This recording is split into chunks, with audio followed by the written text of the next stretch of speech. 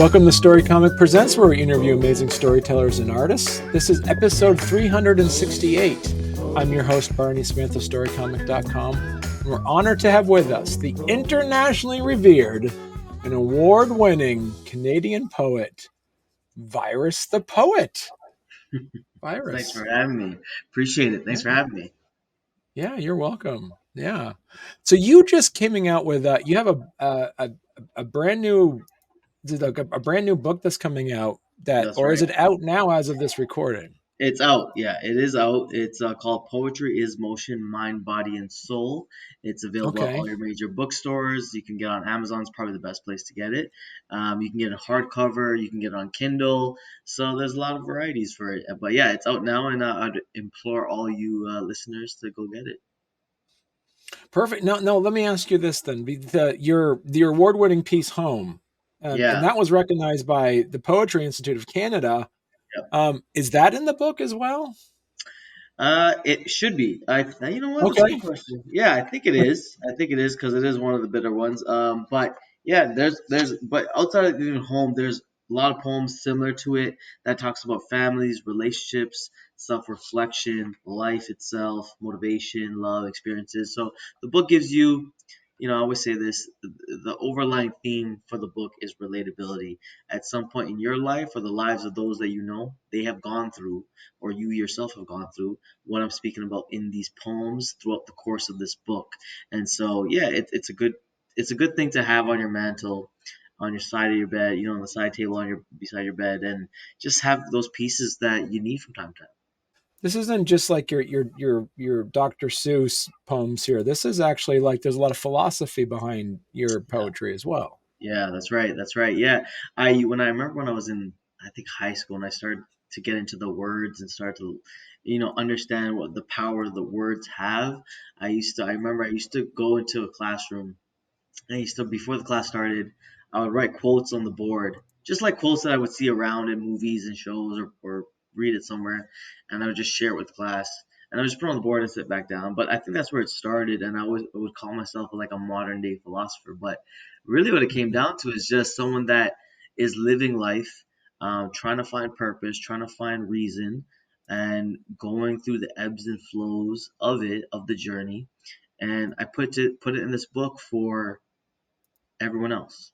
I want others to realize that they're not alone going through certain situations. And by the way, the book, a collection of poems, an anthology of poetry, it's not, not the poems are not specific to me. The poems are more generalized, but they're also not, some poems I write about things I've witnessed or I've observed in others, conversations that I've had, things I've seen in passing, and it sparked my mind to start writing and provoke thought through these pieces, and that's really what I aim to do. You've been doing this about 2015. You've been a poet full time, correct? Yeah, professionally speaking, I would say, yeah. Yeah. What have you learned about yourself through your career as a poet? It's a great question. Is that we all evolve in different Mm, ways. Sometimes we regress. But then that quote where it takes you take two steps back to take four steps forward. It's mm. kind of similar to that. And through the journey of my life and through what I've gone through and the experiences that I had, you learn a little bit about yourself, and you want to, I always say you want to get 1% better every day, and you just try to take that for what it is. But you also try to enjoy life, and there's a lot to enjoy. But our minds are so quick to go to the negative that you kind of get stuck there, and you let your mind play this trick on you like you're living in this dark state or depressive state, when Mm. reality is, if you practice, and I'm still trying to practice it, but practice gratitude and appreciating what you have been through, whether it was good, bad, or ugly, it's made you who you are today. And so I think that's what I've learned through the course of my time as being a poet. It's just kind of living in the Mm. moment, being as present as you can, but also doing some self reflection, doing some work on your own to see what you could have done better, how you could have improved, what impact you left with the situations you're a part of, and where you're trying to go also ultimately. Now, so would you consider yourself? a philosopher who writes poems, or are you a poet who philosophizes? Is that a right word? I don't know, but that's a good one. I might have to steal that one. That's good. I don't know. I like that though. I like that. I don't know. That's a good question actually. I would have to think about that one. You stumped me there. So then, so your debut album. So you put out records as well, or like you. So is it Yeah. you put out? Okay, Yeah, so I put out an album a couple years okay, ago, and actually the idea was actually to have the book first and to release the okay. book and then to release the album. But and I'm sure you're aware, but publishing a book is no easy task, right? It takes a lot of time, it takes a lot of attention. There's multiple channels, multiple people you have to go through. Whereas with an album, because of things like Spotify and TuneCore and all these different platforms, you could do it yourself. And I taught myself how to use some of these sound, these softwares for recording, much like you guys do for podcasting, and editing and kind of stuff like that, and mastering your own tracks. And so I learned that as I was writing poetry, making videos, trying to share it in a unique way. And I built this collection of poems all through recording, and I was recorded them, and then I had the idea for the album. And so I was like, you know what, I have it. I didn't want to wait because when you have like a whole bunch of stories and you just have this material that you're like, it needs to be shared, it needs to be shown, it needs to be Mm. exposed essentially. And I wanted to do it, so I just kind of dropped it out of nowhere, out the blue one day. I was like, whatever, I'm just gonna let everyone hear it, and I promoted it. It was great, it was widely received, and then a few years later the book came out. So it has the same title because again it was supposed to be in unison, and that's why it's poetry is motion. Right.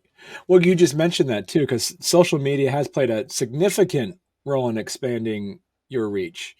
How what advice would you give other authors and poets, how using platforms like Facebook, Twitter, Instagram, and others, to connect to your audience and be able Yeah, to share your work?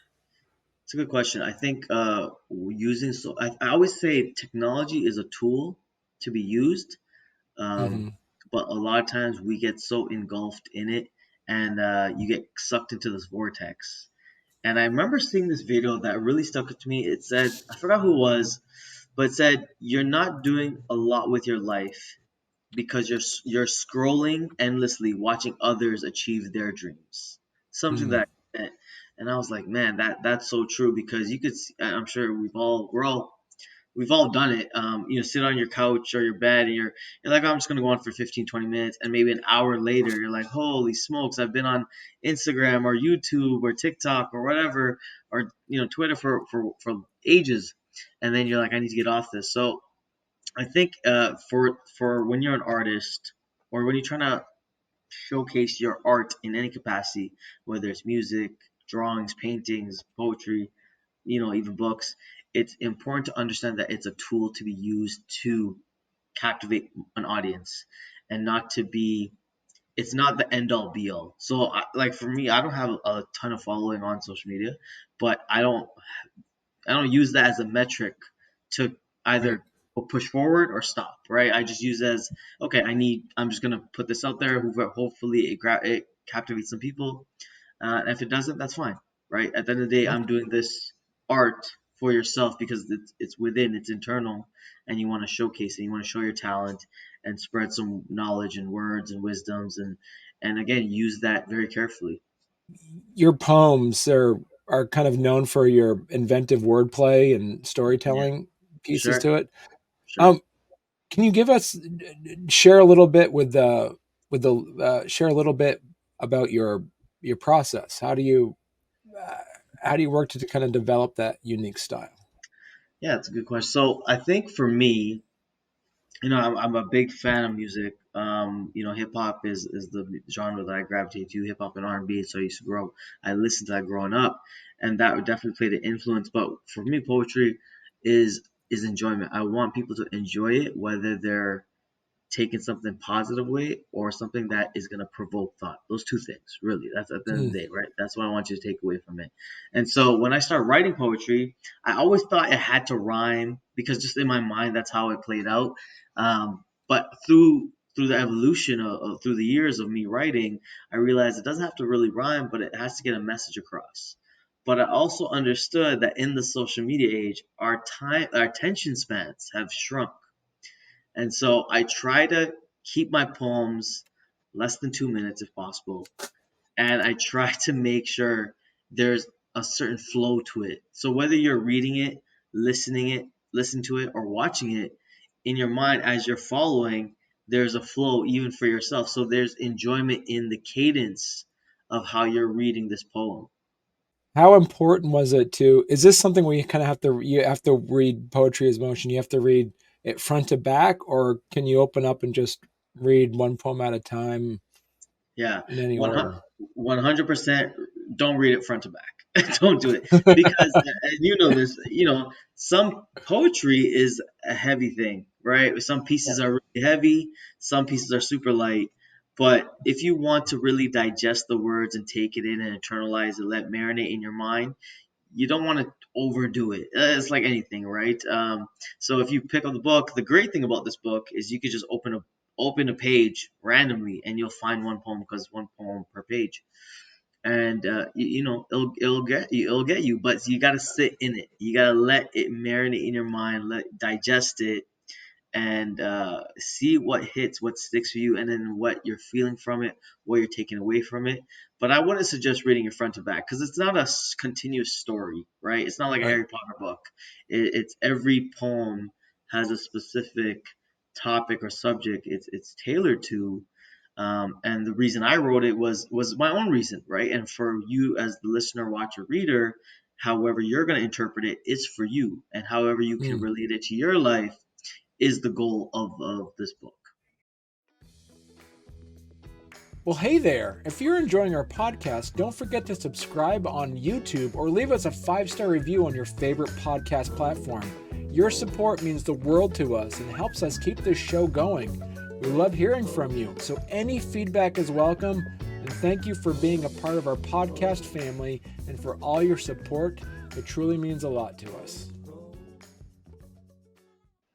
Who decided what order your poetry was going to be in? Yeah, so I worked with my publisher just to kind of work through the structure, how it's going to be laid out, what's the best process, and we worked in collaboratively, and I'm very happy with how it came out.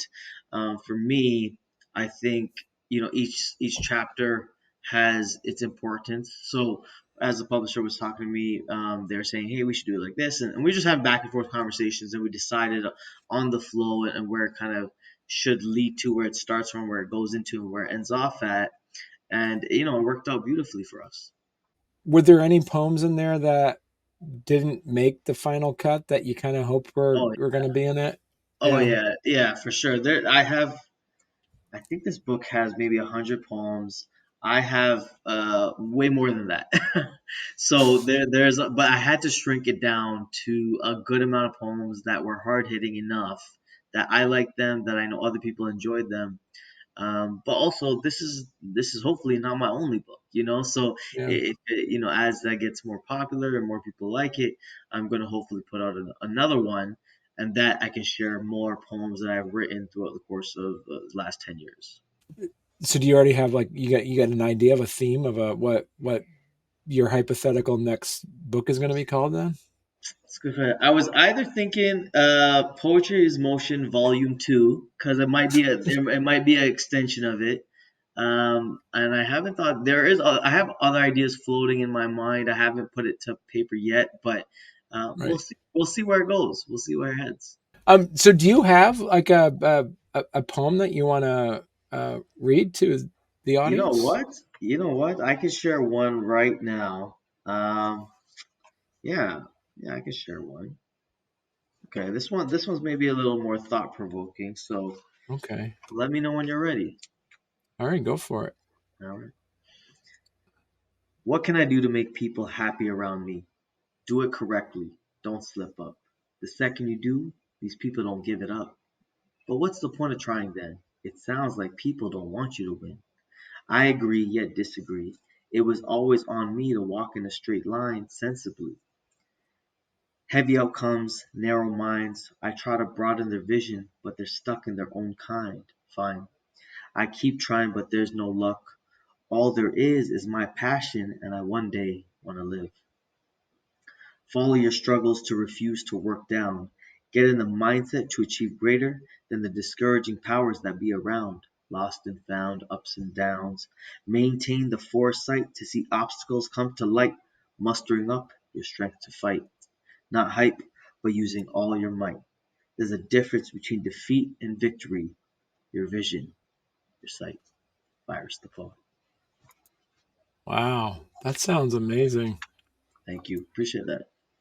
With, in your writing career, was that near the beginning? Was that close to 2015, or is this one of your more recent ones? I think that's one of the earlier ones for sure, or it's probably in the middle somewhere.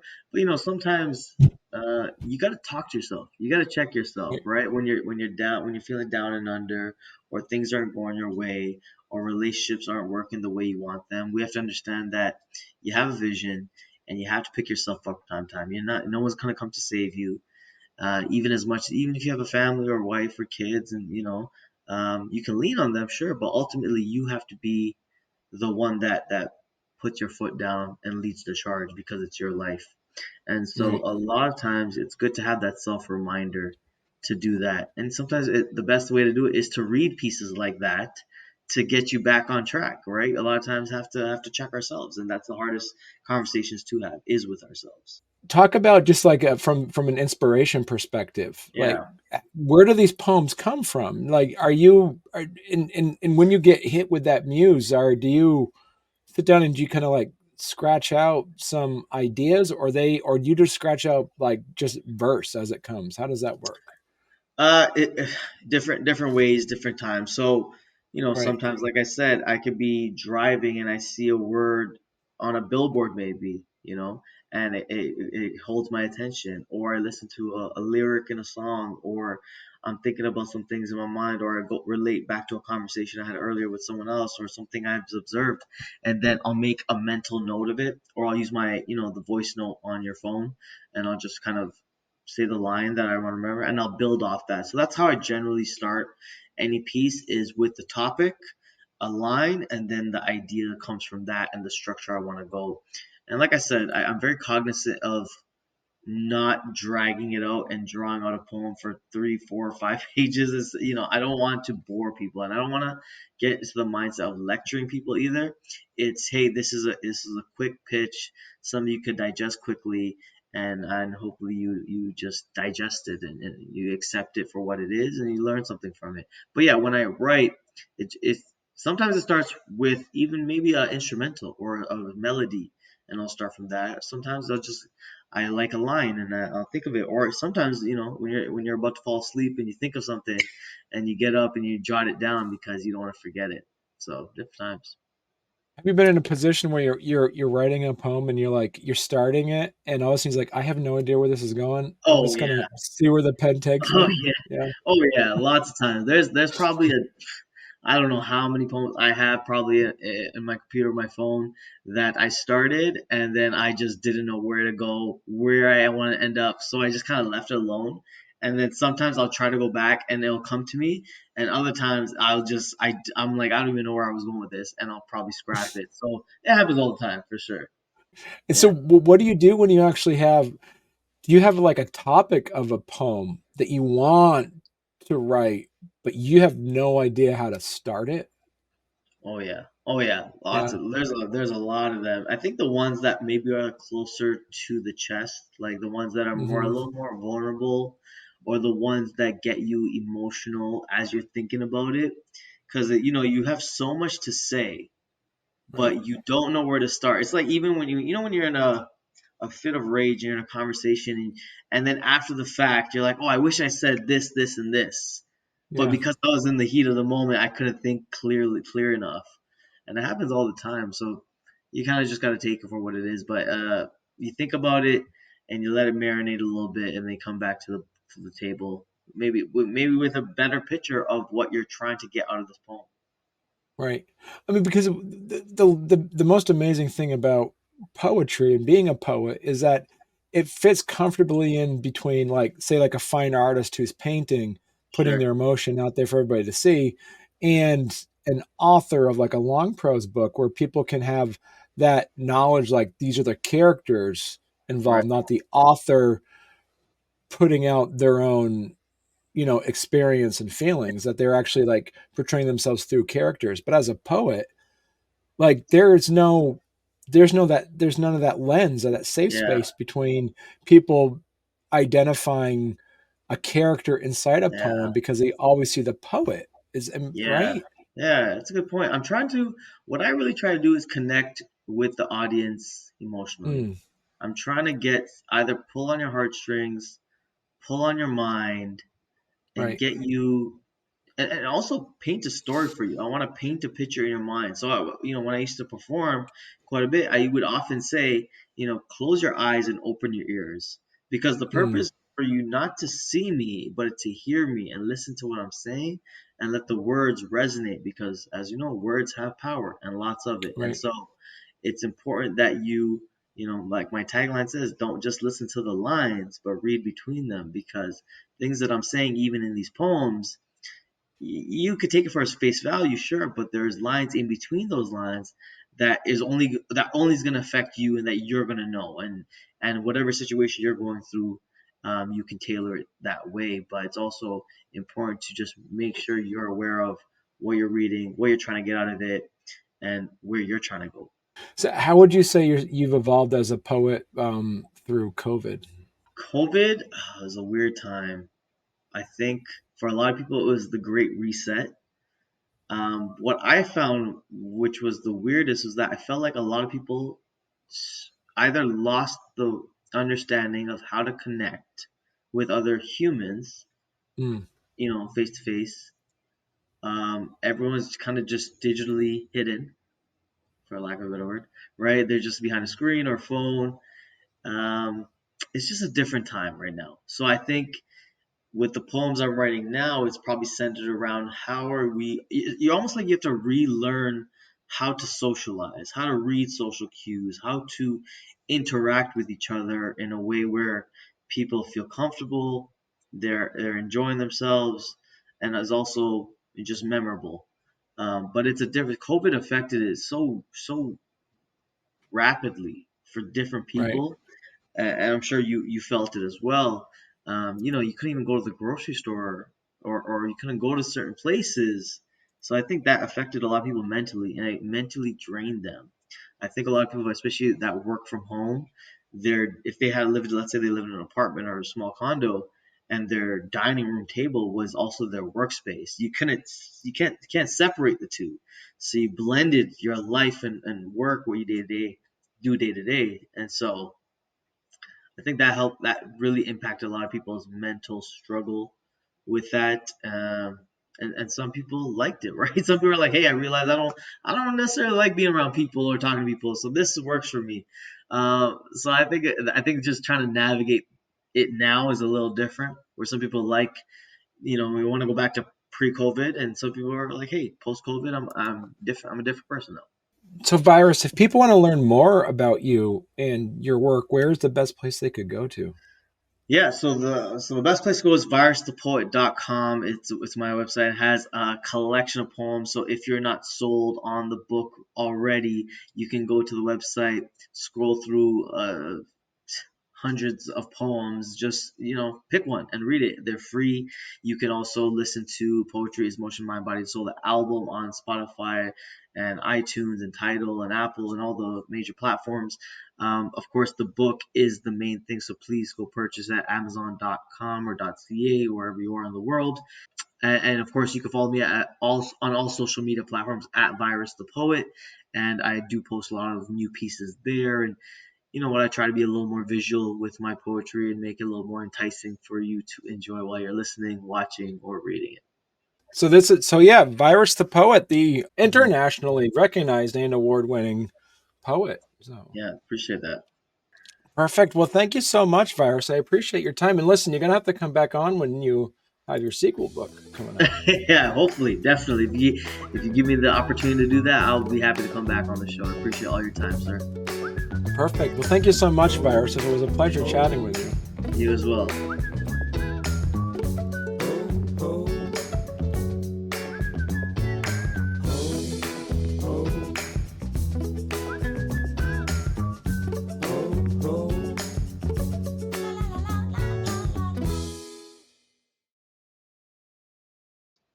Right. And so, with that said, do you see how this is the best part about this virus is that I can actually like timestamp this. And Oh, so nice. when I edit it later, it's going to be super smooth and people are like, wow, Barney's asking all the good, great questions so That's quickly. awesome. That's Yeah. perfect. Don't worry, keep it going as long as you need. um, so